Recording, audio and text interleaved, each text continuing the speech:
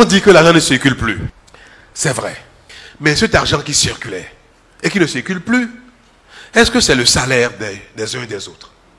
Est-ce que c'est le prix de vente du maïs, de l'igname, du manioc, du coton des uns et des autres?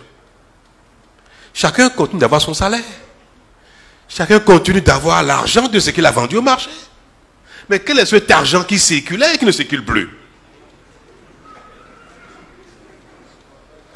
Quel est cet argent que le député, le ministre, le maire, le directeur de société, quel est cet argent qu'il n'a plus et qui fait que quand il vient maintenant, ça va, il ne peut plus distribuer et que cet argent maintenant ne circule plus? C'est de l'argent volé. Il faut oser le dire.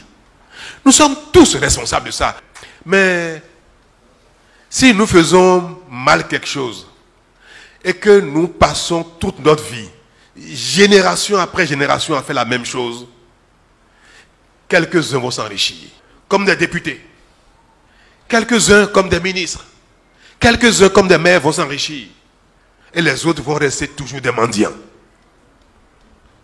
Le péché que nous avons commis tous ensemble a construit un pays de mendiants. A construit un pays où les impôts que chacun paye.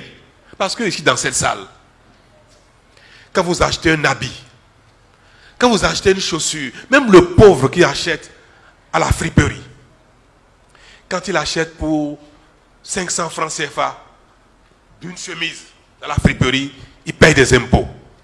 Cet impôt-là, c'est ça que chacun des élites, des responsables détourne pour jouer les riches. C'est l'argent des Béninois, des plus pauvres, qui n'ont pas l'eau, qui n'ont pas de piste rurale pour évacuer leurs marchandises, qui n'ont pas d'électricité, qui ne peuvent pas aller se soigner dans un hôpital quand ils sont malades. Et ceux-là, pourtant, malgré leur pauvreté, ils payent des impôts. C'est leur argent qui circulait, mais qui ne leur rendait pas service, qui ne leur rendait aucun service. Si nous faisons l'effort, que chacun se contente de ce qu'il gagne, ça va durer 5 ans, 10 ans, 15 ans, peut-être même 20 ans. Mais au bout et très vite, les enfants du Bénin, les uns après les autres, vont se suffire. Un pays peut se développer si chacun fait correctement ce qu'il a à faire, s'il est un bon citoyen et que les impôts que vous payez soient utilisés pour faire les routes, les écoles, les hôpitaux, sans détournement. C'est ce qu'on demande à un chef. On ne demande pas à un chef de faire des miracles. Le miracle, c'est chacun de nous qui le faisons. Ce n'est pas le travail d'une génération, ce n'est pas le travail d'un mandat.